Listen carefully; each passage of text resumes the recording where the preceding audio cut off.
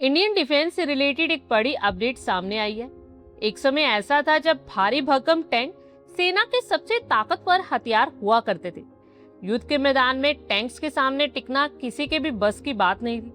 Tank आज भी उतने ही ताकतवर है, लेकिन जब से आत्मघाती ड्रोन से मोर्चा संभाला है, तब से टैंक सबसे आसान निशाना भी बन गई। कामिकाजी ड्रोन जिस तरह से टैंक को तबाह करे, उसने पारंपरिक सैन्य रणनीति को पूरी तरह से बदल दिया।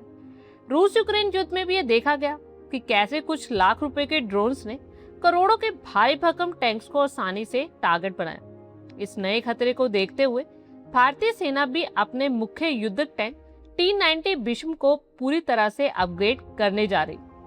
टाइम्स ऑफ इंडिया की एक रिपोर्ट के अकॉर्डिंगली भारतीय सेना अपने T-90 फ्लीट के लिए एक स्वदेशी और मॉड्यूलर एक्टिव प्रोटेक्शन सिस्टम शामिल कर रही। इसमें दो तरह के सिस्टम काम करेंगे, एक सॉफ्ट किल और दूसरा हार्ड किल।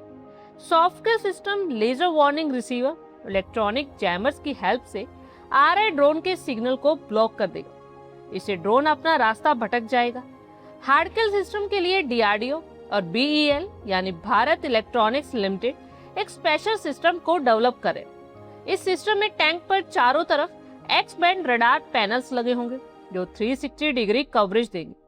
जैसे कोई आत्मघाती ड्रोन या एंटी टैंक मिसाइल्स टैंक की तरफ आएगी, ये सिस्टम हवा में ही इंटरसेप्टर दागकर उसे टैंक से टकराने से पहले ही नष्ट कर देगा।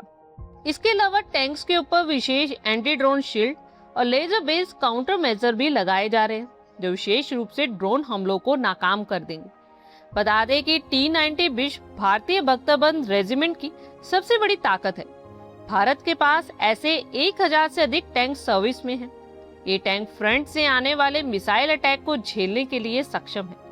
लेकिन ड्रोन मुख्य रूप से टैंक के सबसे वीक पार्ट्स जैसे कि टैरेट रूफ, जन डेक और आउटर सेंसर पर ऊपर से हमला करते। इन टैंक्स को अपग्रेड करने की जरूरत भी इसलिए पड़ी क्योंकि पारंपरिक कवच इस टॉप अटैक को रोकने में नाकाम साबित हो रहे थे। ड्रोन सुरक्षा के साथ साथ T-90 भीष्म के दूसरे फीचर्स को भी अपग्रेड कर भीष्म मार्क 3 का रूप दिया जा रहा है। और डिफेंस एक्विजिशन काउंसिल ने इसके लिए ज्यादा पावरफुल 1350 हॉर्स पावर के इंजन को मंजूरी दी है। इसमें DRDO द्वारा विकसित की गई नई थर्मल इमेजिंग साइट भी लगाई जा रही। न्यू थर्मल इमेजिंग साइट रात के अंधेरे में भी 8 किलोमीटर दूर से दुश्मन को पहचान सकती है। इस बड़े चेंजेस के बाद भारतीय सेना के युद्धक टैंक डिजिटल युग और ड्रोन के दौर में भी पूरी तरह से अजेय बने रहेंगे। भारत ने T-90 टैंक्स रूस से लिए थे। साल 2003 से ही ये सेना का मेन बैटल टैंक है। फिलहाल भारतीय सेना में टैंक्स की तादाद पर गौर करें तो 1000 से ज्यादा T-90 टैंक्स हैं। और ये सिर्फ भारत पाकिस्तान की सीमा पर ही नहीं बल्कि चीनी सीमा पर भी बड़ी संख्या में तैनात है। इसकी मारक क्षमता 5 किलोमीटर तक की है। दिन रात और हर मौसम में ये एक्यूरेटली फायर कर सकता है। T-90 में 125 mm smooth bore gun barrel है। इसमें अलग अलग तरह के अम्यूनिशन, यहाँ तक कि गाइडेड मिसाइल भी फायर किए जा सकती है। दुश्मन के अटैक से बचने के लिए खास एडवांस आर्मर प्रोटेक्शन से लैस है। इसका लाइसेंस प्रोडक्शन के तहत भारत में ही निर्माण हो रहा है। ये 60 किलोमीटर पर आवर की स्पीड से दौड़ सकता है।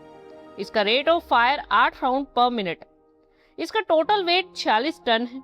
आसानी से ये ट्रेन के रैक और वायुसेना के विमान के जरिए कहीं भी डिप्लॉय किए जा सकते। T-90 टैंक को 3 लोगों का क्रू ऑपरेट करता है।